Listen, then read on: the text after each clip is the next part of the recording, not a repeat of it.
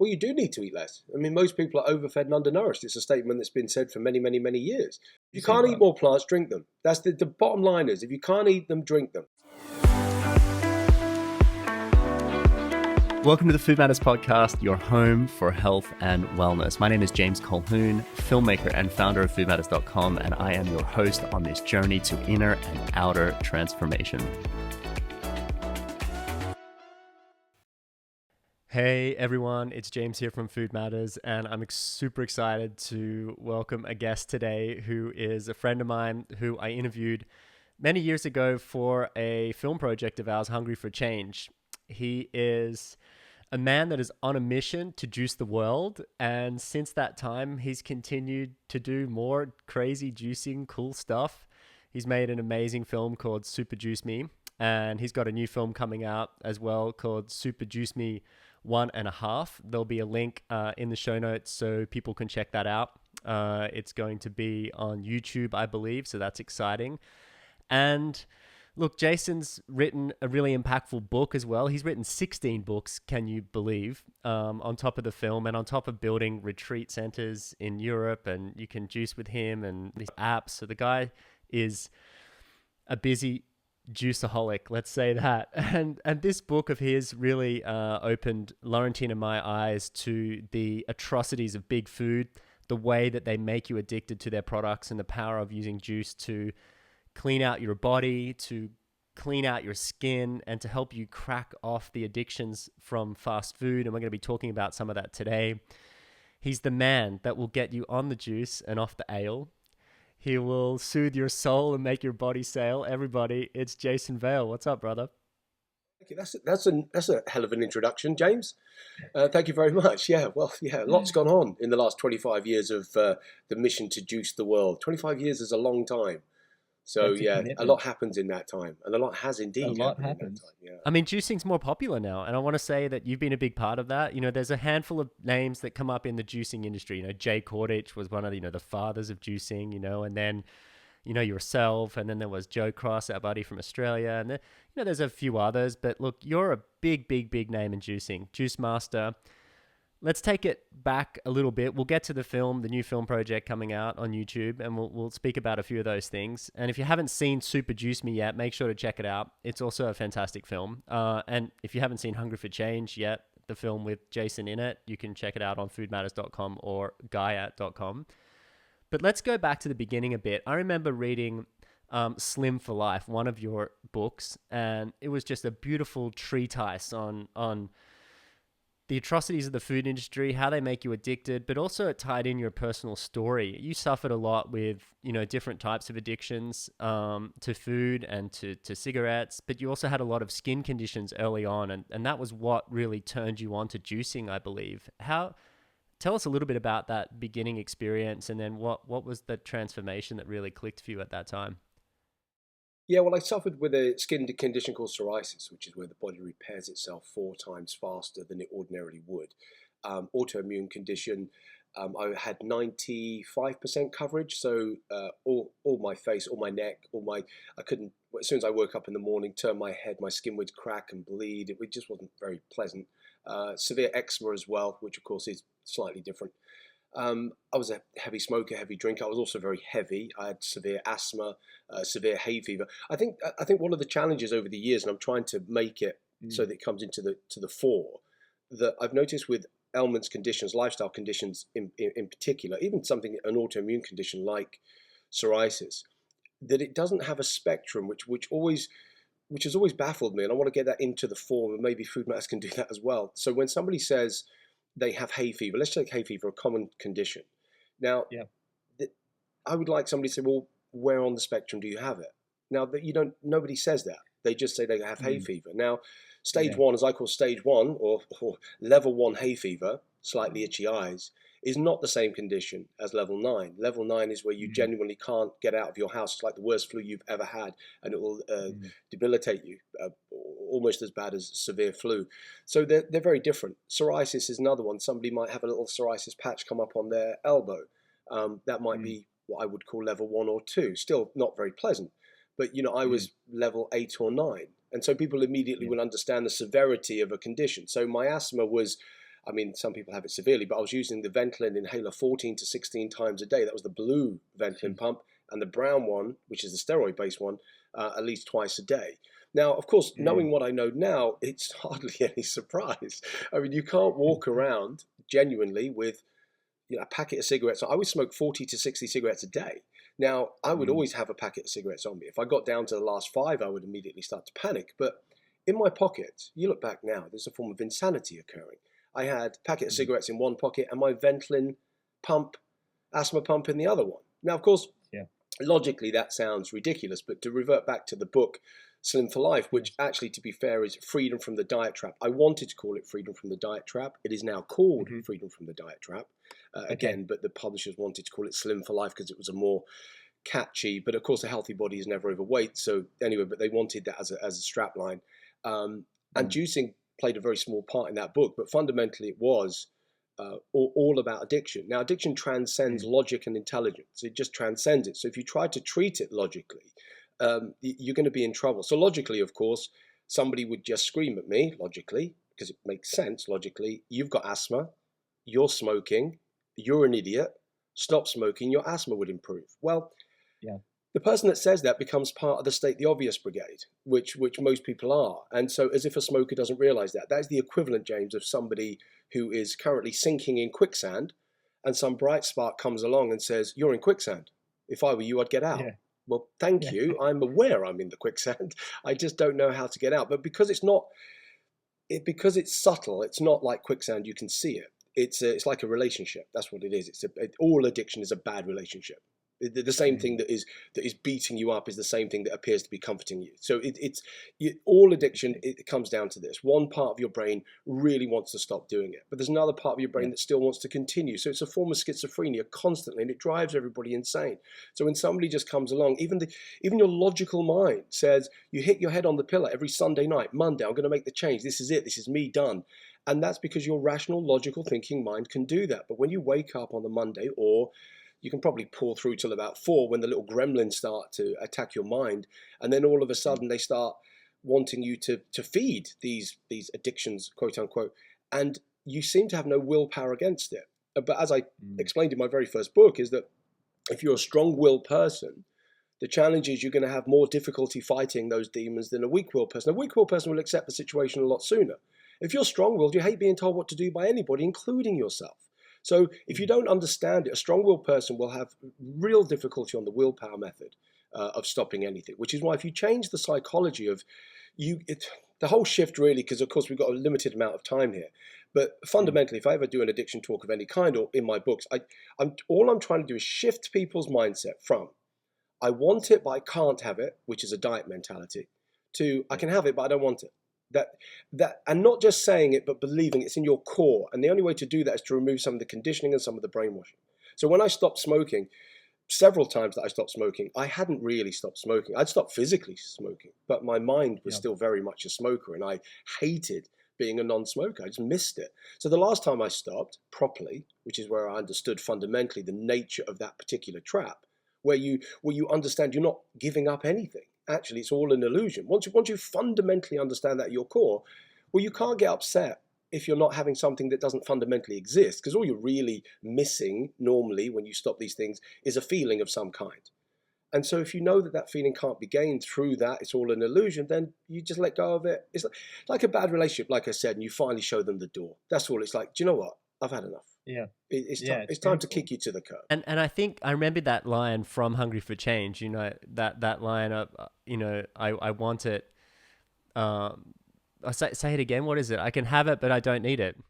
I want it, but I can't have it. And I always say CANT is constant and never-ending tantrum, right? So that's right. So I want it, but I can't have it. To I can have it, but do I really want it? What will it actually do for me? I don't really need it. Yeah, and if you can shift it, it's easier said than done. James, listen, it's not a mantra. I'm not a big fan of just mantras on their own. I believe they can be effective, but without some foundations, just sitting there going, I don't want it, I don't want it, I don't want it. It's like, well, actually, if you still do, you still do. So, we have. And I think it comes down to identity as well. You talked about this idea of being identified as a smoker. And obviously that was one of the lifestyle habits that was contributing into the skin conditions and the extra weight you were holding. But for me, I drank a lot as well, just not so much, but it was consistent. It was there, or I'd travel and I'd have dinner parties and I'd meet with people, and then you'd be on holidays in Southern Europe. And then, and 2 years ago or a little bit more, I just went to this particular yoga class and had this amazing experience and walked out and then just didn't drink again. And it wasn't that I changed or I really forced myself or I made a decision. It was just I identified with a higher level of being, and that no longer resonated with my behavior anymore. Now, will I never drink again? No, I'll probably, drink something, but I just don't identify as someone who drinks right now. And that was a big, big shift. So I really feel you when you talk about this idea of shifting identity, because you gave up the smoking, but you still wanted to identify as a smoker, right? And that was a big part of it. Well, kind of. Well, I know what I didn't want to identify as a smoker. I don't know whether I understand or even believe that concept. I think all it is that my brain still felt that I was missing out on something. So I felt that I'd made a genuine sacrifice by giving it up. So in other words, I'm not doing it, but actually look at those people smoking. I know the pleasure they're getting. But actually once you understand fundamentally, the only pleasure a smoker gets from smoking a cigarette is the ending of the aggravation the previous cigarette had created. Now it's a very simple, that's it. There's no more to it. That you can analyze as much as you want. You can say, people are self-sabotaging. You can say anything. This happened to me when I was 5. That's while I was smoking. All of it is all nonsense. The only reason why somebody smokes is because they smoke. The need for any drug is caused by the drug itself. And so it's a chain reaction. It creates a void that wasn't there before. And you try to fill the void with the very thing that has created it because it gives the impression that it's filled it, but it hasn't.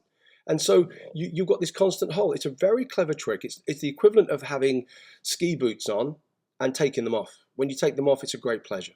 It is, there's no question. You take off ski boots after a day skiing, it's one of the best feelings you're ever going to have. You can concentrate more, you're happier, you're smiling, you're less stressed in that moment than you were 2 seconds before. But nobody in their right mind would think that taking off ski boots is a genuine stress reliever. I mean, you wouldn't come back after skiing and then say to yourself, well, I'm going to have a tough day today. Why don't I sleep in my ski boots? And then what I'll do is I'll walk around with them all day long so that when I finish work, I can go in a pub and take them off. I mean, it would be absurd. But that's because it's obvious. But the pleasure in these things often, and same with sugar and everything else, is that it's a disproportionate ending of what was a low that you wouldn't normally get. So you're not going to get a sugar low from eating an apple, but you are going to get a sugar low ultimately, I don't mean immediately, but ultimately from eating, fat, salt, and sugar, refined fat, salt, and sugar. It's funny how they use the word refined. It sounds so nice. refined. Upper class. Upper class food. It's refined. Refined fat, salt, and sugar. It creates a disproportionate level of high blood sugar, but then of course you're going to crash, which most people listening to this would know anyway. But that crash, the problem is when you try that crash is an anxiety. It's a genuine feeling. It's when you have low blood sugar, it's like an extra hunger. Now we're wired to not starve. So of course, the lower that feeling is, the drive to eat is increased by such a monumental amount that's why we can't fight it with willpower. We just think I need to end this feeling, or your subconscious says I need to survive. You're starving. Well, you're not, but that's what it feels. So then you have and people are at a service station or a gas station, and they're reaching for the candy bar or the soda pop or the sugary drink because the environment is not set up to help us in that way either. And also, but the environment, and also the fact it's a core set in motion, like I said about the ski boots and so on. Because of course, you in several service stations now you can find bananas and apples more so than ever that I've ever seen. I walk into a service station now, and there's at least a banana or an apple, at least. But if you're on a sugar crash, you'll look at that, and that's like being a heroin addict looking at an apple. It won't make any difference to you, because it's not going to do what you want it to do. You'd love it to, but it's not going to. And so the whole essence of Freedom from the Diet Trap was the psychology-based explaining some of the nature of big food to say, look, they just want to make you hungrier than you would normally feel. There's only 2 ways they can do it. They can either make you exercise constantly so you burn more energy, so you need more food, which they don't have the power to do, or what they can do is control your blood sugar. And so they've chose the latter. They chose the latter. They chose the latter. We're addicted. And they've done experiments with all kinds of, but squirrels. There was a very famous one with squirrels where all they did was roast and salt the nuts. That's all they did. They roasted. They had two things. They roasted and salted the nuts for one set of squirrels, and the other ones were left alone. The ones that were in their natural form, when they finished eating, they were naturally full, and they started burying the nuts as normal squirrels would do, ready for later.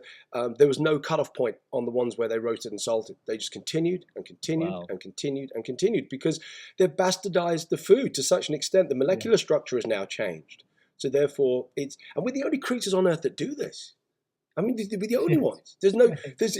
You will not see a food laboratory in the wild. It just doesn't exist. We're the only ones that don't have natural food. It's interesting, but we also have evolved and adapted in many ways to food. Like we saw probably burnt animals on the ground after a fire, and then we started to tame fire, and then we obviously started to ferment foods and figure out, wow, if we put a bunch of cabbage over there, it's starting to ferment and sort of rot and putrefy. But if we control that just right, we can store it. So that there's a lot of miraculous sort of discoveries that we've made as humans, and yet we've just gone that next level, and now we have Pringles. You can't pop and you can't stop. What is it, and then you're scraping the bottom, and it's a big dirty mess of a path we followed, Jason, and your book really was one of the first to really highlight that in a very practical way for me. I really recommend people check it out if they're struggling with food addiction. It's a great resource and appeals to the prefrontal cortex as well as the animal brain. Some of the references, James, are quite old. I think the book's 22 years old, I think. So some of the references... Okay, doesn't mean bad. I know that you probably think it's in the review mirror, but I'm telling you, it's a great book. I really... Yeah, some of the references, like I said, I mean, I've gone on from... I don't even know how I became the juice person, really, because it was meant to be addiction psychology. And I mentioned juicing in that book, and all my friends called me the Juice Master because of Pulp Fiction. That's the only reason why. I mean, I didn't call myself the Juice Master. I didn't wake up one day and go... So how did you get the nickname? Well, I didn't wake up, James, and go, I am the master of the juice. Yes, indeed, I am. It was ridiculous. I mean, look, we all watched Pulp Fiction, one of the greatest films of all time, because it broke the mold. Brilliant. I know that Reservoir Dogs did just before that, but actually it came to the fore with Pulp Fiction. And if you remember, there's arbitrary conversations that are based on trivial things as they're about to go and kill somebody. So it's just this juxtaposition that Quentin Tarantino... Like the Royale, the Royale with cheese. Yeah, correct. The so they're doing that. So on this particular occasion, they were a bit early. This is to go and kill this person. So they hang back, and John Travolta's talking to Samuel L. Jackson, and they're talking about foot massages. And it's just a throwaway comment. He said, are you any good at foot massages? And Samuel L. Jackson said, excuse my French, but he said, I'm the foot master. And so what happened was we saw this film so many times so James the plumber, right, became James the plumbing master. And then you have Bobby the butcher master. So when I started juicing around the same time, and I lived on nothing but carrot juice for 3 months. Never do that. It's mental. Well, I bet you were glowing orange, right, with the carotenoids. Oh, I was orange. Yeah, I was orange. I was thin and orange. It was ridiculous. I looked a mess. It was the most pathetic thing, really. I was the juice novice. Anyway, and they just kept saying, "Hey, it's Jason, the juice effing master." Okay. And that was it. And that was all it was. Your juicing alter ego comes from the Pulp Fiction documentary. I love this little fact. I didn't think we were going to get there today, but we got there. Who knew there was a pulp connection? See what I've done there? Pulp. Do you see what I mean? Oh, that was great. That was pretty great. I could pardon the pun. If anyone watches Little Britain, you'll get that. So you started, doing this work in addiction and understanding the psychology of addiction. Then you started juicing. You did 90 days of carrot juice. Then what happened to your skin? Obviously, something shifted and you put two and two together. You're like, there's something in this juicing. And obviously then you started researching it more and you've been, in this space for a long time now. So you're no newbie. You've helped, Yeah, well, I started research. I think the key was James researching it rather than just going to a seminar in America, which I did, saw this guy on stage, went and met him afterwards, and he said, you need carrot juice, man. And I said, well, okay, that's great. He said, you need 3 months. I said, what else? He went, nothing else. Anyway, so he was wrong. But so I did 3 months carrot juice. But then I started to think, well, maybe there's something else in this. So then I started to add the missing pieces, the avocados, the cucumbers, the essence, what you really need, the spectrum of color. If you really break it down, it only comes down to a spectrum of color, as you know, James. So I started to have a spectrum of color going into my body in its raw form, but I didn't like eating vegetables. I hate vegetables even to this day, I'll be honest with you. I mean, I do eat them, but not really out of choice. Raw broccoli after you finish the hard day at work, doesn't excite. I mean, if it excites someone, hats off to them. But, I come from a different world than raw broccoli exciting me. But if I can't eat it, can I drink it? And when I found out that all fruits and vegetables, minimum 85% pure organic liquid fuel, can you extract the juice from it? You couldn't even find a juice extractor 25 years ago. It was like almost impossible. They had citrus presses, but managed to find one, put some stuff through, mixed a little bit of apple, a little bit of pineapple just to try and balance that earthy taste. And then I started to like it. And it was almost like an epiphany revelation. It genuinely was at that point. I thought, I now like, and intuitively I knew, like I now like raw vegetables. I found a way to get them into my body. Now this was an epiphany because I knew just instinctively that this could have radical changes on my health. Because I wasn't stupid. Well, we're not stupid. Intuitively, we know. You some people say, oh, well, I don't know what to eat healthily. Well, there's a Pringles and there's an apple. Go on, have a wild stab in the dark. You don't need a book to tell. You know intuitively. But some people don't like it or they're addicted. So I started juicing and then my skin started to improve, which was a monumental difference. I mean, that was the biggest thing for me. Okay. And then my asthma went within a month. I'm not saying this is a cure for asthma. I'm just saying my personal story. That's exactly what happened. Yeah. So within 1 month, my asthma went. I still kept my asthma pump for 9 months because I was too scared to go out without it. I was still in that mindset, just in case, which I think is an intelligent thing to do. Asthma went, this went, dropped all the weight.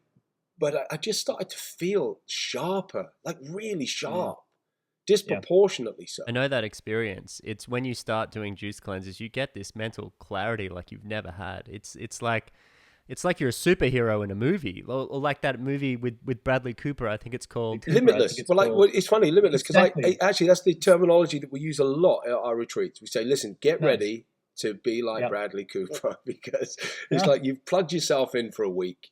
And if you do it for a month, I know we've talked about, we're alluding on to Super Juice Me, but I hadn't done Super Juice Me. I've done it 3 times all in all. And the last time I did it was when the film came out, the original film, right? 2014 was April 26th, 2014. 2 years after Hunger for Change. I think Hunger for Change was March 2012 when the world was meant to end, right? But that actually turned out to be 2020. But 2012, and then it was 2 years later, so 2014. Yeah, I remember. Yeah, 2014 we had the Odeon. So I did it for the movie, weirdly, but my story never got a showing. So it was only me and my mate Alex, really. And Alex was a kind of videographer and everything else, but he'd never done a documentary. And when we talked about doing a documentary, the word was too big for what we were doing. Like, just to call it a documentary was bigging it up. So essentially what we said, I said to Alex, look, for 10 years, I've had an idea in my head. I said, but I haven't been able to put it into fruition because I needed to own somewhere to make this happen. So the whole premise behind Super Juice Me was, look, I know what happens 7 days on juice. It's disproportionate. It's crazy. I've even seen 14 days. But I wonder what happens with the majority of lifestyle ailments or conditions if you put everybody on exactly the same plan for 28 days. So there isn't this, there's one juice for this ailment, or no, holistic approach for everybody. One disease, one solution, or one lifestyle disease. That was the tagline of the film, wasn't it? Yeah. That was the tagline, which the doctors made me take off, and I don't ask. You can't say anything these days, but I guess the medical industry wants to protect themselves from cheap, safe, simple, and effective protocols. And look, juicing's pretty up there. James, if I don't film it, I think you should. There's a title for a documentary that somebody needs to film called Farmageddon, right? And you need to do Farmageddon, right. It's got to be done, especially on the back of COVID and everything else and what's gone on. But we'll come on to that. Yeah. But so I said to Alex, I said, look, we didn't have the financial luxury. We didn't have the money to build the retreat. People make stuff up, but we just genuinely didn't. So we had to borrow a load of money to build our first retreat. So the backers of that said, we can't give you the whole retreat for a month. We need payback, right? So, but we can give you 3 rooms. In the end, they gave us 4 rooms, and that meant eight people. Yeah. So we chose 8 people, which was so difficult. Out of the hundreds that sent in videos, it was so heartbreaking, Yeah. So we chose 8. We tried to help as many as we could at home, the ones that didn't make it onto the actual documentary.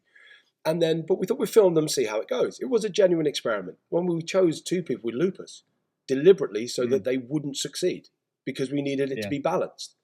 I mean, the problem was they all succeeded. The ones with lupus didn't have it anymore. I thought, well, now it looks like we've skewed it. I mean, it was insane what happened in the end.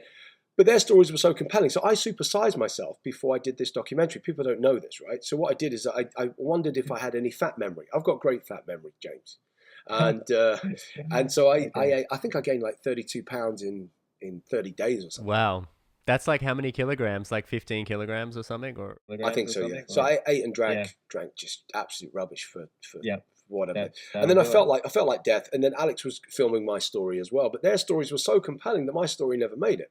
Because they were just so on the back of lockdowns and everything else, which was just horrendous for most people involved. I mean, tell me, Jason, like you'd built this Juicy Oasis, which launched in circa 14, which is this beautiful big venue on a lake in Portugal, and then you'd always been running retreats every now and then. I remember in Turkey, which I think is Juicy Mountain. That was like, I remember them early on when we were researching for the film. And now you've got another bigger project in Algarve, I think, that's under construction or complete. I'd seen some photos online too. What's the story there? Is that still going ahead? Because I mean, COVID's been a mess. It is still going ahead. If it kills me, James, it's going ahead. This is my final big project, mate. It's huge. What's going on out there, mate? There's like lakes and like bungalow. It looks insane. Well, it's 40 acres. There's 2 lakes, and what I wanted to do was build Europe's healthiest playground. Right, so I just want Europe's healthiest playground, and I wanted everything from. We got a running track, silly things like that, because it just makes you want to run. We got a 60-meter dash. Every week I want to run a mini Olympics. We got a high jump, we got a long jump, we got all that kind of stuff. Tennis courts, paddle courts. Paddle, that's fun. That's a whole vibe now. Actually, paddle tent. Like I was in Spain at the end of last year, seeing some family who hadn't been to. Yeah, it's the fastest growing sport in the world. It's unbelievable.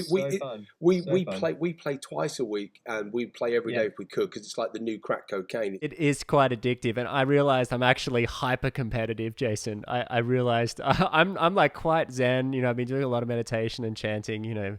Moving on as I get into this more spiritual phase of my life. But then I get on a paddle court, and I'm like, move over. People. Well, listen, when you come to Juicy Escape, hopefully you'll be there at the opening. I mean, it should open next year. Hopefully April, June, or September, depending. But there's lots going on. I mean, we've even got a roller rink, an outside roller for Friday night disco and stuff like that. Wow. Just so that people can see that they can have a blast while they get healthy. Anyway, that's going on. We will film Super Juice Me 2, actually the big follow-up and the final documentary once that place is open. I'm going to take 70, 80 people with all kinds of lifestyle conditions and put this thing to bed once and for all. Because people say, there's only 8 of them. So I'm just going to, let's get this done. And then it's over. And in the meantime, of course, I did a little cheeky Super Juice Me 1.5, which is like a 40-minute documentary just on the untold story. This is the story of yours that never made it into Super Juice Me. Never made it. And so and I tell you, but it's not. It wasn't filmed back then. We redid it, and the reason why we redid it is because lockdown affected everybody in different ways. And what I wanted to point out and just be very transparent is that even if you're in this industry, right? Sometimes it doesn't matter what industry you're in. It can be a challenge. So I used to do painting and decorating. So then I would come back after a day painting and decorating, and there was paint falling off my walls at my house because the last thing I wanted to do when I got home was take care of my own house. And I found that during lockdown, this was happening with my own health for the first time in what, 20 odd years or whatever it was. Yeah. And I was like, what is happening? I'm turning to stuff that I never did. This is what's going on here. And I'm sure that's true for so many people, right? I mean, this last 2 years has been an enormous amount of stress, and then people's default stress reaction is, food, comfort food, and, alcohol or smoking or whatever it might be, James, for the first time ever in history, they removed hope. So the thing is, look, we've always grown up with, hey, whatever Napoleon Hill, whatever the mind can believe and conceive, it can achieve. And they took that away entirely. Yeah. It doesn't matter what you could believe or conceive because we're in control of you. We will tell you where you can go, what you can do, whether you can go out, whether you can go for a walk, whether you can go for a park, whether you can do this.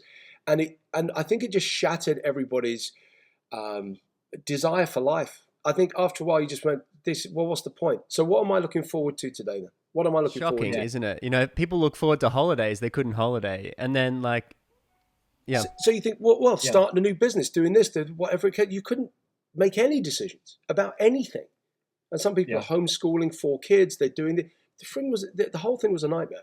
So we were in Spain. We weren't allowed out to walk. Can you imagine that? During a health crisis, you're not allowed out to walk. Not allowed out to walk. This is ridiculous what's happened. Of course, coronavirus is real.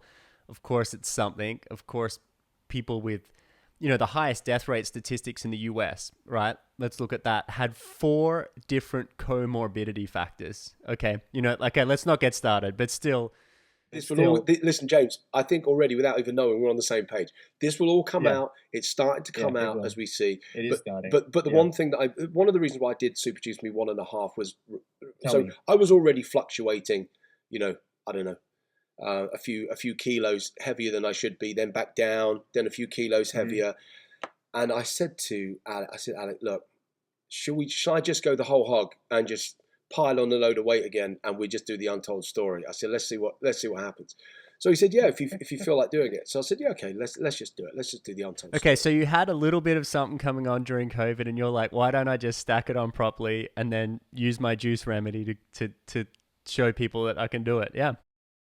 I tell you what, we also wanted to test it in terms of what happens after the age of 50. So I'm 53 now, and you're like, okay, so how does it affect the body differently than a decade ago? And the thing that shocked the life out of me, James, was eating poorly and drinking poorly for that 6 weeks or whatever it was, and gaining tremendous amounts of weight. That I went on the cross trainer when I first got to Juicy Oasis, because we filmed it there again. Got on the cross trainer. I would normally do 10K in 45 minutes, just nothing drastic, but I love doing it.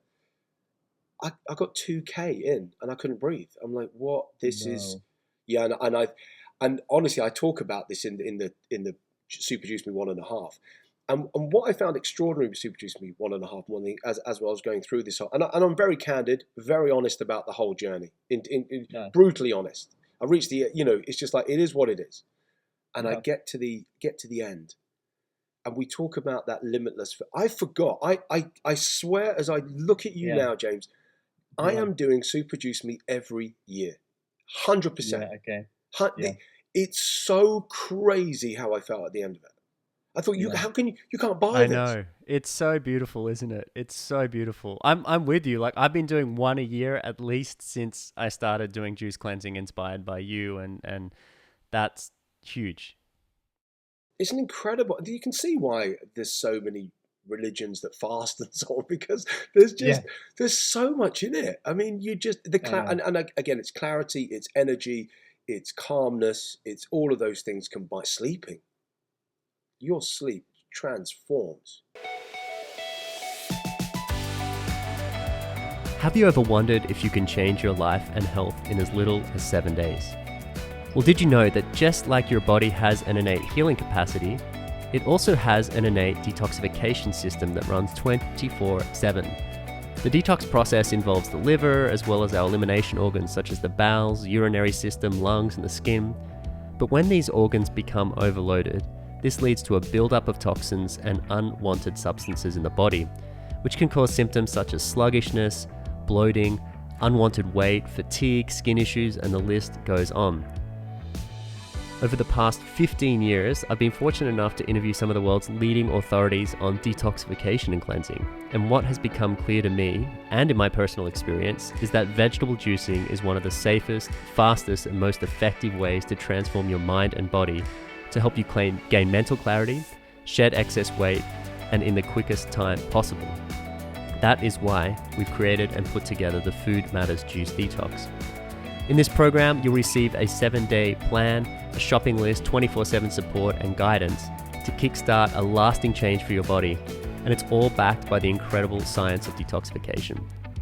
We've curated 2 meal plans, one for summer and one for winter, to ensure that you can comfortably detox no matter what the season or temperature.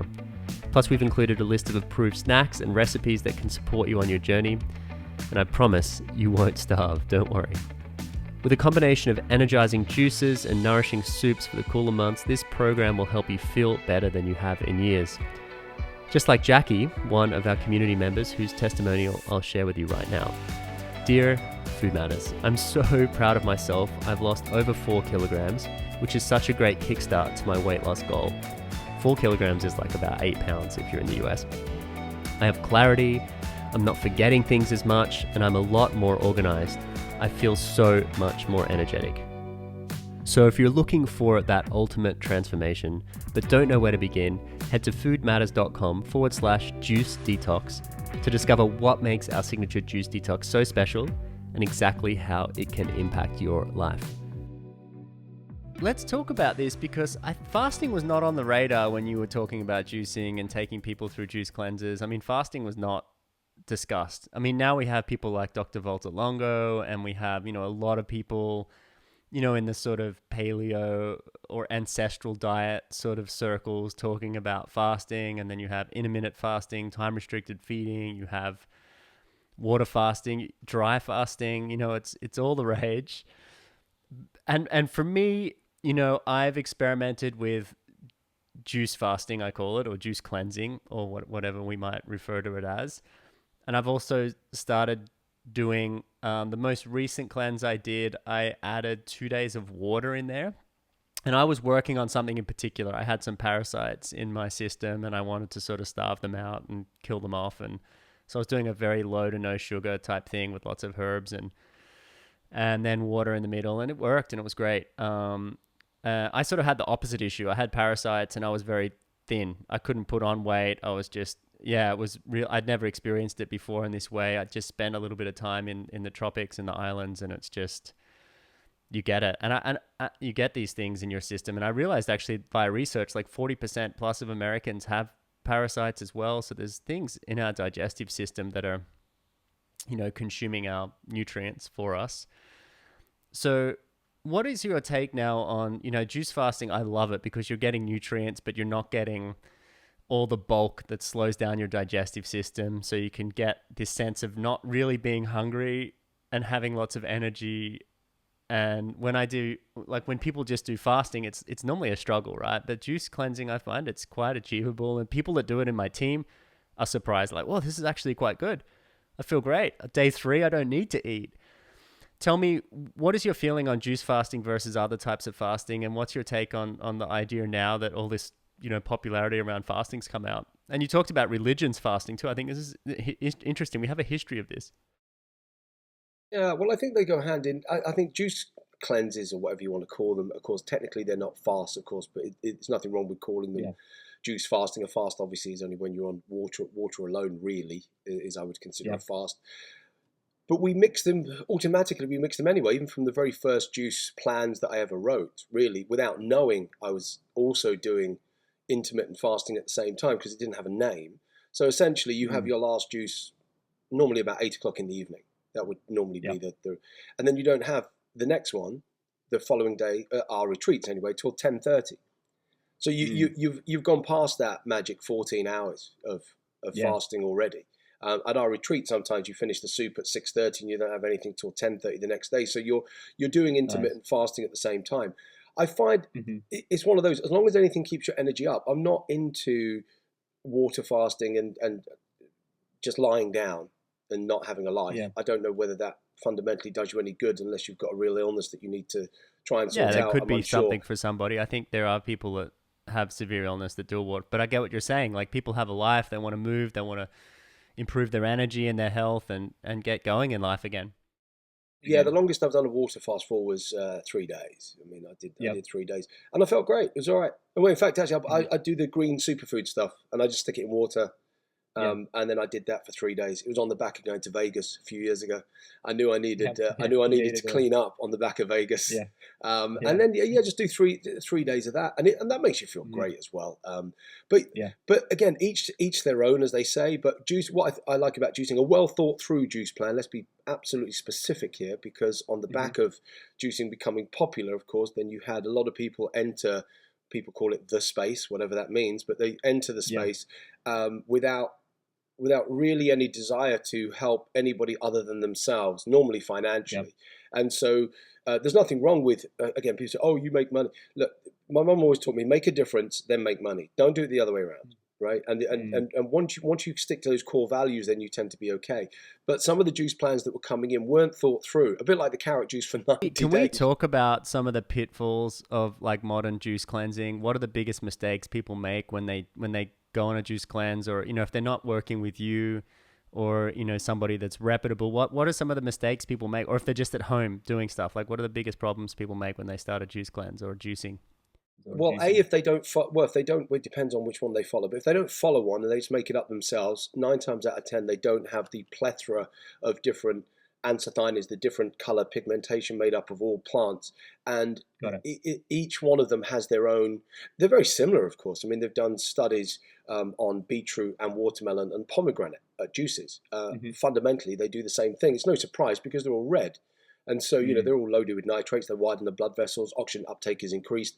All of those things, and that's why they call it the Viagra juice, of course. So any fix yourself a stiff drink. So if you're missing some of the reds or the greens or the yellows or whatever, that's one element. The other element, of course, is having too much. I mean, I'm loath to say this because fruit is good. I'm not an anti-fruit guy at all. I don't know how that ever became a thing, anti-fruit. However, if you're juicing like grapes, for example, and you're just having nothing but grape juice or everything else, now that will elevate your sugar levels. There are no question about that. And so therefore that's where you've got to be a little bit careful, because you don't want to have crashes there either. So in Super Juice Me 2, we will be putting the sugar thing to rest. In fact, Super Juice Me 2 is virtually all about type 2 diabetes, juicing and everything else. I've done it several times, but I'll do it on camera, where you drink a freshly extracted juice, one that I've made, and you do your blood, nothing happens, and then you have a carton juice and it goes through the roof. And so because you've got the soluble fiber and insoluble fiber that is contained within a freshly extracted cold pressed juice, which you don't have. Wait, you're saying there's certain fibers in a cold pressed juice still? Yeah, soluble fiber, pectin. That's the main one, of course. Okay, of course. Soluble fiber acts like a gel. But with some of the new juice extractors, you've also got soluble fiber, insoluble fiber as well, because it's not filtered. A lot of them have sieves now, and so some of them you've got little particles in there. It's still not good enough, I would say. Which is why the other mistake people make, they don't add in what I call the real things that are going to satisfy your hunger, regulate your appetite, things like avocados, which don't juice, but you must blend them. So this is why, the turbocharged smoothie, which I still virtually have every single day, hasn't changed. One of my favorites ever, to be honest. And I remember were you partnering with like some juice, you had juice stands around the world, and I remember there was one even in Dubai we went to, and they were serving your juices, and that turbocharged juice just really shifted my perspective on how good a juice could be. Like, if people want to try something that's going to actually blow their mind, like, check it out. I'm going to try remember it off by heart here. Now, it's going to be tough. So it's a base of cucumber, spinach, and pineapple juice. And then it's blended with avocado and spirulina, maybe something more. Am I close or not? Nah, kind of. I mean, you're missing the celery, you're missing the lime. Of course, celery and lime in the juice, right? So you juice the cucumber, you juice the celery, you juice the lime, you juice the pineapple. Right. There's There's also a little bit of apple. There's only a small amount of pineapple. There's a small amount of apple in there as well. Yes. And then then that gets blended, and then spinach, as you said, and then that all gets poured. That juice gets poured into a blender. A little bit of ice, avocado going in, and then and it's so smooth, and it's not too sickly sweet either. It's a beautiful combination. Not too sweet. But of course, a great combination. But of course, the fats help to regulate the appetite. So I would just say, look, in all of our retreats, we have a thickie and thinnies. The thickies are the ones in the morning, right? So we have the thick ones in the morning. So you just make sure you wake up, always have water, then exercise, then have your juice. I'm a big believer in fast exercise, exercising while you're still fasting. I'm a big believer in that. Why is that? Tell me. Well, because the vast majority of people, you've got enough in the tank. This thing that you've got to necessarily eat as soon as you wake up without doing anything. You need oxygen and water, which is primarily what you need when you wake up. And so you need some kind of deep breathing. I'm into mini trampolining. I think it's the best thing on earth. I really do. The rebounding. Yeah, the rebounding. So wake up, put a bit of music on, mini trampoline. I'm lucky I live near as I talk to you now, I can see the sea. I'm really blessed, right? So the sea's there. Yeah. So I take my mini trampoline out in the morning. The sun rises. I'm really lucky, right? So then I'm bouncing on my trampoline. and I listen to some music, and I jump in the sea afterwards, but I always wake up, have hot water and lemon. It's funny as people go, they get ill, and they go, oh, I need some hot water and lemon. Well, have it before you get ill. Have it every day. It's a concept, isn't it? Why? Absolutely. Why not do that? So anyway, hot water and lemon, or just cleansing water. I mean, you don't, again, I'm not rigid into people having to follow somebody else's routine. But you'll wake up and hydrate, then move and oxygenate. That's this third step. And then the fourth step you're saying is like some sort of liquid breakfast with a fat. Okay. Yeah, that's with some fats in. If I'm not really hungry at all, then I'll leave out the avocado. But it's good to have a little bit in for soluble fiber and to regulate the appetite. And then as the day goes on, at least I like to get my mornings right, James, because look, if everything else goes to shit, I've got my mornings right. It's like, because you've got no real control. You've got less control over the rest of the day because life happens and it can slap you, right? So you have less control. Your intention to hit the gym at 6 o'clock is often thwarted by family, by business, by all kinds of stuff. So in the morning though, you can always get up earlier. Most people can get up earlier. You can always, your mornings are where you really need to nail it, I would say. Get the mornings right. And normally the knock-on effect is it's fine. Whereas if you blow the morning, you tend to think, I've done it now, I'll do it tomorrow. And you just got, Okay, so I want to break down for myself and for maybe people listening. Give me Jason Vale's morning ritual 80% of the time. Like maybe you do it 100% of the time, but let's just be you and me here. Let's stick to our guns 80% of the time. What does your morning look like? What time do you wake up? What are the sort of 4 or 5 things that you do before you sort of head into work or head into mission mode?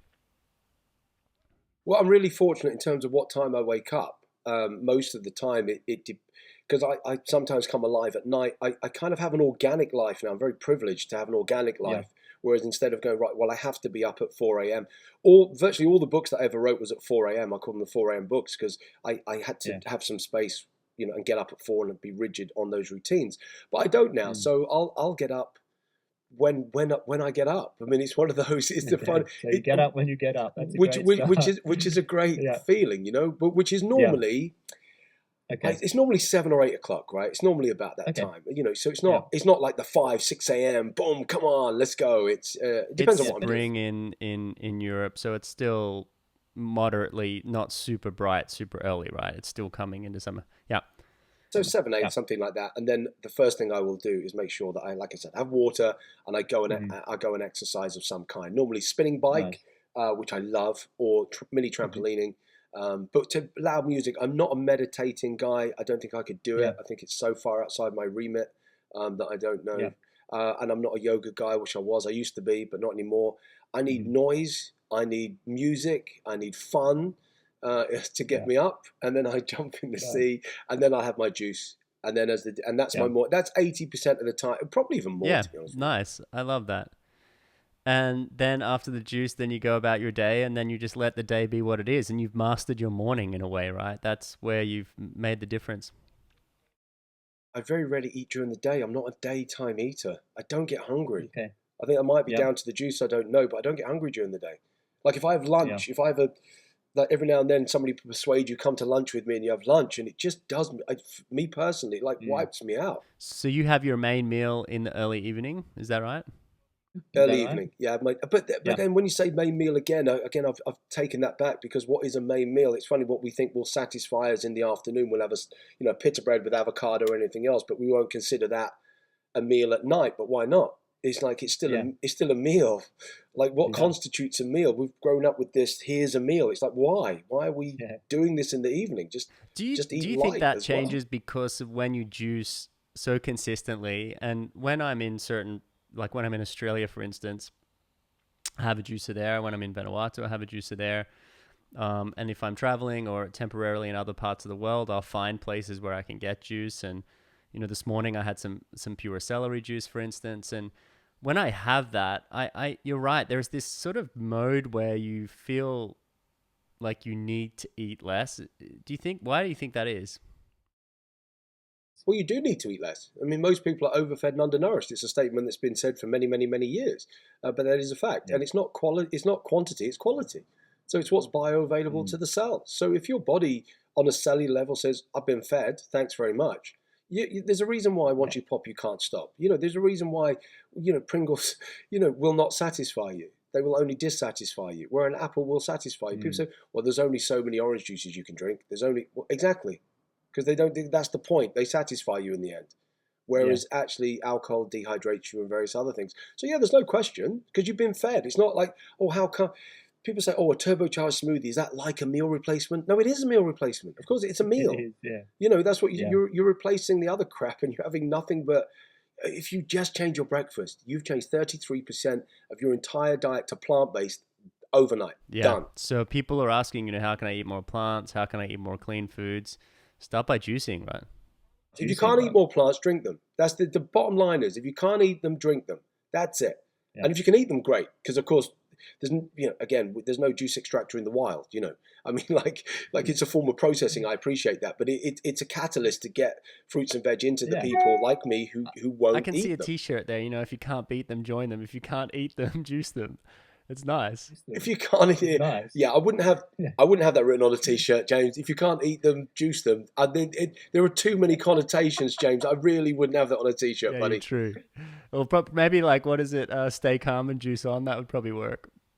Stay calm. We had that actually. Yeah, just keep calm and juice on. Yeah, keep calm and juice on. We had that for a little while. But do you know what's lovely though? Over the years though, people have become more welcoming to juicing. There's still the juice. Yeah. There's a lot of juicy naysayers out there. I mean, of course there are. There always are.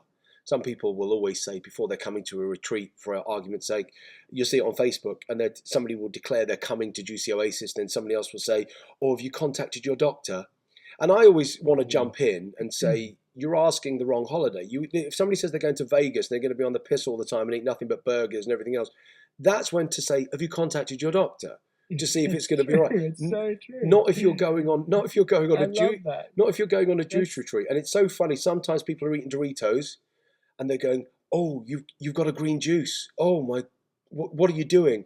And you're like, look, I'm not picking on you for eating crap. Why are you picking on me for having a juice? It's crazy. It's really ludicrous. And I see this quite a bit, when people go to change their diet dramatically, right? They either go all plant-based for a period of time or they go on a juice cleanse, and then people get worried about them. Like, is your ear going to fall off? Have you spoken to your doctor? Have you checked with your medications? It's like, you're just going to improve your health. I mean, you're just giving what your body needs, They were worried when they were drinking and overeating. It's an astonishing thing of humans. It really is surreal. It's the neurosis that we're in, right? But also, I believe it's a fear as well. Look, you don't mind somebody improving their house if you live next to somebody and both your houses look identical, and then you've gone and done the time, energy, and effort to do your house up, and your house now looks amazing. Inadvertently, you didn't mean for it to happen, but now you've made their house look crap, right? So they've got one or two options. They can either do the same and improve their house, or they can blow your house up. And 9 times out of 10, they'll just try and blow your house up, because then if they blow your house up, their house looks good again. So all the time they will go, oh, you're missing out, you're boring, I mean, it's astonishing. If you go to no other food on earth would do this, right? So if somebody offered you, like, imagine I haven't seen you for years, James, and this is a fact, I haven't seen you for years, right? So imagine I come around your house and you say, oh, do you want an apple, Jace? Right? And I go, no, I'm all right, thanks. And you go, Jace, come on, have an apple. And I go, no, I'm good, I'm genuinely good, James. Yeah. Oh, come on, we used to eat apples together. No, James, what's wrong with you? No, I'm not fun. You boring bastard. What's happened to you? It used to be fun. Now, that would be insane. But people do that with drinks or foods or drugs, and everybody else thinks it's a normal conversation. Yeah. But it's insane. It's like, just because you don't want something doesn't mean you're not. And then they say, oh, you used to be sociable. And you go, but I'm out with you. Like, what are you talking about? Wow, anyway, so it's all a bit crazy, and everybody's fighting their own kind of food or drink demons to some extent, this, that, and the other. And we're all finding our feet. Everybody constantly is finding their feet a little bit here and there. But fundamentally, James, if you can get 60, even 50% going into your body, pure, natural, plant-based foods, whether you have them in soup, al dente, you blend them, you juice them, doesn't matter, get them in. Just get those plants in your body. Plants, 50% of the time if you can. Because a lot of people aim for I need 80%. Well, if that's just get the halfway house first. because that will Yeah. make you And feel it's going to amazing. crowd out a lot of the things that are causing problems, like too much gluten, too much meat, processed factory farms meat, too much sugary drinks, too much processed foods, like unhealthfully processed foods. So that's a really powerful statement there. Can I speak to something here? I remember when in the Super Juice Me documentary, and just having this conversation, there's a lot of things coming back. You would do these shots in the morning with like the ginger shot with a little bit of apple, and you know what, turmeric is obviously exploding in popularity right now, and I've got a turmeric garden in Australia, and so I've been juicing fresh turmeric there, and doing little ginger turmeric shots in the morning. Like this is called drinking your medicine, right? Like, is this still a big part of your process? And you've spoken about some of the benefits of ginger, and I'm sure you're probably integrating some turmeric into your programs. Like, what do you see as the results when people juice these things or get them into their body? Well, they've got to do it consistently. So you look at something. So the benchmarkers are things like hay fever, for example. So Yeah. what you require is a natural antihistamine to fight those off. And of course, you won't find one better in nature than ginger. So that you can see the effects of apple and ginger in particular, freshly extracted, with somebody has breathing difficulties, with asthma, with hay fever, all those things. But they need to do it consistently. So the challenge is that people will get into ginger shots or drinking large glasses of that kind of thing when they're already having a flare-up. And the thing is, if you know it's going to happen in summer, these are things that your body requires every day. So a ginger shot should be the same as brushing your teeth. I mean, it's a natural antibiotic, natural antihistamine, antifungal. We call it everybody's favorite auntie. It's Auntie Ginger. She's coming round. Auntie Ginger. So it's everybody's favorite auntie. It's one of those ingredients that shouldn't be. It would be nice to have. It has to have. Cucumber's another one. I don't know how the celery craze took off. I mean, I don't know why it was the celery craze, not the cucumber craze. I know that somebody wrote a book on it, and it's 16 ounces every day, and I know that it helps many conditions, and I'm sure it does. I mean, there's no question celery is great. You don't get huge amounts of yield from celery, so that's a challenge in of itself. You need an enormous amount to gain the 16 ounces sometimes. But secondly, cucumber is the one that really, when you talk about a natural diuretic, a natural cleanser, good for the hair, the skin, the nails, something that really flush the system out, stop bloating, all of those things. So the combination of, so if anybody's doing a celery cleanse, anybody watching this doing a celery cleanse or listening to this, just go half celery, half cucumber. If you're doing it, at least go 50-50 on those fronts. You need cucumber. You don't need the obscure, I would say you don't often, unless you're really ill, you don't really need the obscure ingredients. I call them the Notting Hill gang. So in London, there's a place called Notting Hill, and, normal berries are no longer good enough for them. They must have an acai berry. They must have a goji berry. They must have, and all of those are great. They're loaded with antioxidants, but I play devil's advocate all the time. So when somebody says to me, well, acai berries have got twice the amount of antioxidants as a blueberry. But how do you know we need twice as many as a blueberry? I mean, is that too many antioxidants? I mean, what do you need? I mean, how many oxidants have you got?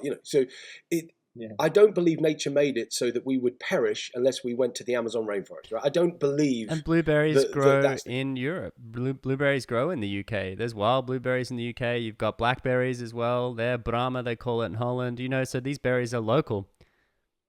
I'm huge fans of acai and goji. It's like I'm slagging them off. I'm huge fans of them, and if you can get hold of them, these are great. All I'm saying is, look, don't worry about the staples. Don't worry about the normal juicing arsenal, if you will. The celery, the cucumber, the apple, the spinach, the kale, to some extent. But ginger, or the ginger, the lime, turmeric. the kickers, all those things. I virtually have the same Beets, things every little day. bit of beets, carrots, Correct. Yeah, all of those, and I think we all know. A yellow, a red, as we've said, is the color. But get it in, get the juice. And like I said, if if anybody's listening to this, they've never done a well thought through 7-day. I would say if you're gonna do it properly, do 7 days, do 7-day juicing. You'll hate me at the beginning and you'll love me at the end. You'll go, what is this? And you'll want it time and time again. You'll come back to it. And like I said, I've gone one stage further, James. I'm going to do Super Juice Me every year on the back of this documentary we filmed in November. And you're like, just you feel so good. I think, well, I'm in a fortunate position. I own a health retreat. I can go there whenever I want. Yeah. So I might as well go there and do a month. So how long did you do in this documentary? So this is Super Juice Me 1.5. Yeah, so I did the 28 days. I did exactly the same program as the guys went through. But it was interesting to observe people's reaction on social media because they didn't know what I was doing. So then they would say, "Oh, this guy's looking really fat." They were cruel to say the least. So I documented. You're in the UK. People love hating on people in the UK. I mean, they love it. Yeah, the British press. Yeah. They're fine for it in anything. But so yeah, just did the whole 28 days on the back of the lockdown. See if it was the ultimate reset, which it was. And it was, and we've added some information, some political stuff about the last 2 years, because there's two elements in that documentary that I've wanted to come to the fore. There's not one single health secretary in the world, not just in the UK, not one single health secretary in the world over the past 2 years, with apparently the biggest health crisis to ever hit humans, apparently. Not one single health secretary has mentioned health. Not one.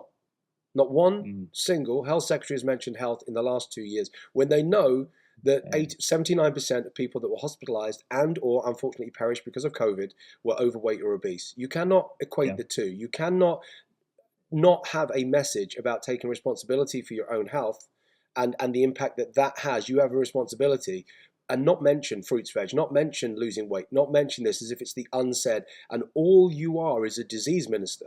You're not a health minister, you're a disease minister. And then to shut, and I mentioned this specifically in the documentary because it was on the back of the lockdowns.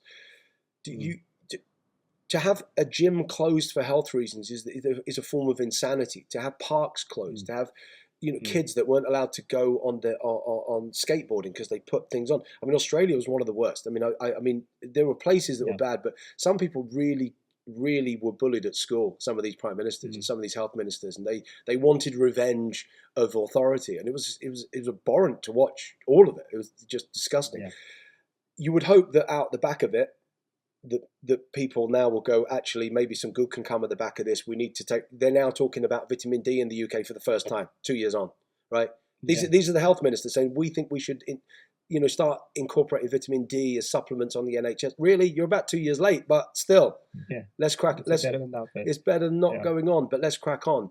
So yeah, the average person gained 10 pounds, whatever that is, 5 kilos during lockdown. Many more than that. So during this health crisis, we all went backwards on our health because the message wasn't there. There was no encouragement. There was no message, and it's criminal, Jay. I feel so strongly about what's happened in the last 2 years. And when we do film Super Juice Me 2, it will be hugely political, and it will show what's gone on over the last couple of years. And some of the very simple remedies that could have happened, and not conspiracy theories or anything else. Like you said, was it real? Of course it is. Coronavirus is very real. The first strain was horrific, right? It's like a tsunami. Of course it is. But the reaction to it, there's a cost to every reaction, and the problem is it wasn't like lockdowns. I said at the beginning, lockdowns were going to unfortunately destroy more people than the virus itself, and I think that is now it's now beginning to show, because you can't. It's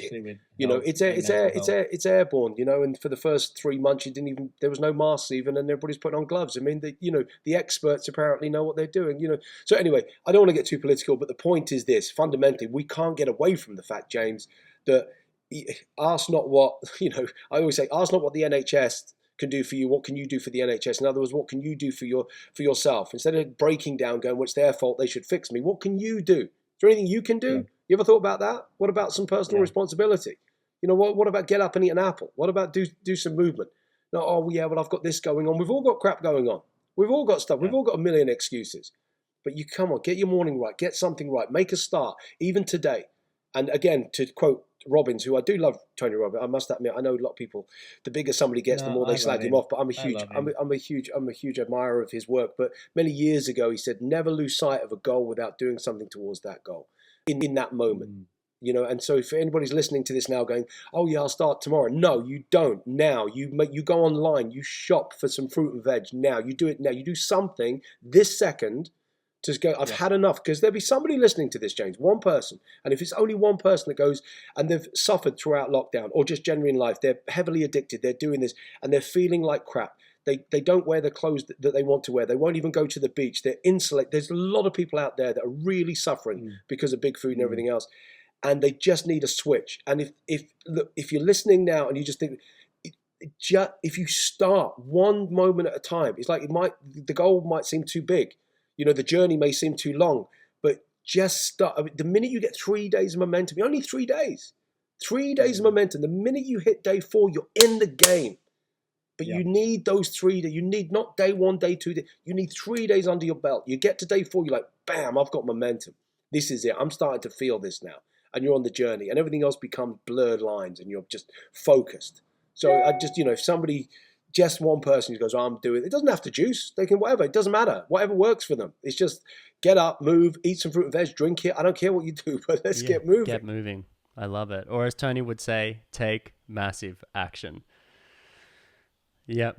Take massive action. Big fan of Tony Robbins. Love his work. And, people can say whatever they want about him, but he's motivated a lot of us to take massive action and inspire more people. And I'm grateful for his work and grateful for your work too, Jason. I just love the mission you're on. I love the idea of this new film coming out. It seems quite like a vulnerable story. You're definitely putting yourself in the... Well, I did. Well, there's pictures of me in my underwear when after I've supersized, and I asked the team. I said, "Shall I put this out? Do I put this out?" And they said, "Do it. People like real." And I went, "Okay, I'm gonna put it out." And so we just like, okay, let's just. So we've got YouTube May the 1st, 10 a.m. UK time is when the premiere is. But also there's a Q&A, so people can join the YouTube premiere, all talk amongst themselves while it's going on. It's only 40 minutes. Nice. And they can watch it any time after that, obviously. We'll post links under the show notes here, and we'll also be posting links on our social as well to make sure people know about it. And and tell them, try not to slag me off too much, right? Okay, just get to the if you're going to watch the documentary. Our audience is nice, Jason. Our audience is. Here's what I would say: if you're going to watch the documentary, watch it to the end, right? Don't just watch the beginning. Watch. Our people will watch it. Food Matters loves this. We're addicted to inspirational stories and learning more about juicing. You guys, without being too sycophantic, James, honestly, you were one of. I know it's not me interviewing you, but I'd love to get you on my podcast. To be fair, because you're just one of the most innovative in this space. Like you said, Food Matters came out before any of these health documentaries. It was so groundbreaking. And then Hungry for Change came in, and then all the other movies, and you continue and your team to provide just tons and tons of free content, free recipes, like so much work that you do comes from the heart. All of you guys, everybody says, we were talking about this morning before we were recording this, it's unusual. You can put up a facade for a couple of years and then you get found out. The reason why you haven't got found out is because you're the real deal, and that's the point. People who have longevity in this business remain the real deal. Even people like Karen Nola that seem to be forgotten about, and Shazzy and all the original Raw Food gang, that are still out there, And these people are true. These people are, and I want to get them all on the next series of my podcast. So I'm asking you, will you be on my podcast, James? It'll be a pleasure. I'd love to be on there, and I'm not sure what you're going to talk to me about, but let's discuss that beforehand. And and look, can't wait for our community to check out your latest film, Super Juice Me 1.5. If you haven't seen Super Juice Me yet, make sure to check it out. If you want to find out more about Jason and his work, go to juicemaster.com. Is that right? Yeah. And you'll find lots of stuff there. His books, apps, retreats, and he'll be obviously sharing details about his film there as well. And at foodmatters.com, like Jason said, we've got lots of great resources, including our films, and foodmattersinstitute.com as well is the home of studying nutrition online if you're looking to take that next step on your healing journey and get certified as a nutrition coach. So, the big man, the man that'll get you on the juice and off the ale, it's Jason Vale. Did you like that? I think it's quite catchy. I like that. That was very good. How long did it take you to think of that? I just had a shower before the interview, and I just sit in the shower and I'm like, how am I going to do this intro? And I'm like, let's do a rhyme. So I thought, okay, cool, let's do it. Very good, James. Very good. It worked. The cold shower. That'll be 2,500 pound. Thank you. That's a special branding very good. exercise. Yeah. How was the cold? Did you have a cold shower this morning, James? I did have a cold shower this morning. Yeah, I cold shower religiously every day, but I definitely warm shower first. I love warm water. But I cold at the end, 100%. But I generally tend to live in tropical environments, Jason, so I can't really say that it's that difficult. It's sort of like tepid. I wish it was colder, let me say that. And my morning routine is very similar to yours. I generally don't like as much explosive exercise in the morning. I find that I need more calming exercises, so I'm a little bit more of a yoga meditation person now, but I'm doing juice in the morning. I had actually a straight celery juice this morning, but I mix it up. I'm not an exclusive celery juice man. I do celery cucumber, ginger, turmeric, lime, all sorts of juices. I like getting that liquid nutrition in first, lots of water and teas, and just letting the body just move stuff through before you put anything solid in there. And that works for me. Absolutely. I think we've covered most bases, I think. It's perfect. It's been great to chat with you and great to connect again. And look, you've been in this space for so long. You're committed. You're at it. 2023, you've got this huge, you're not going anywhere. I'm not going anywhere. I'm staying. Listen, my mission was to juice the world. My retreats will never be sold to a conglomerate. I've got no desire to sell my company. I've got none of that. I'm not building up anything to sell. I love what I do. I love talking. I love doing seminars. I love making the odd little movie here and there and doing my very tiny part to inspire anybody, even if it's one person, doesn't matter. And, we're very blessed. The movie's been seen by 6 million people now. Richard Branson liked it so much, he put it on his airlines. And we couldn't believe it for this little tiny documentary that we threw together. The books have sold 6 million. It's crazy. And you go, oh, well, that's, that's great. I don't think I'm going to write any more books. I think I'm done. The last book I was going to call If You Haven't Got It By... Well, I was going to call the last book If You Haven't Got It By Now, I Can't Help You. I think that's the best that's the best title of the book. There's like you can lead a horse to water, but you can't make it drink, Do you know what I mean? It's like, that's it. It's like, it's done. There's no other way that I can say juice now. It's done. Yeah. It's just other languages. That's about it, but yeah, you're right. It's all over is what it is. Been really nice chewing the juice with you. Yeah. Chewing the fat, as they say. Nice to chew the juice with you. Thanks so much, Jason. Until next time, have a wonderful day, evening, year, and see you at the premiere online. If you enjoyed this podcast, please share it with your friends and family on social media or leave a comment below. We love hearing from you. If you want to find out more and sign up to our podcast to make sure you don't miss an episode, head to foodmatters.com/podcast. And I look forward to seeing you next time.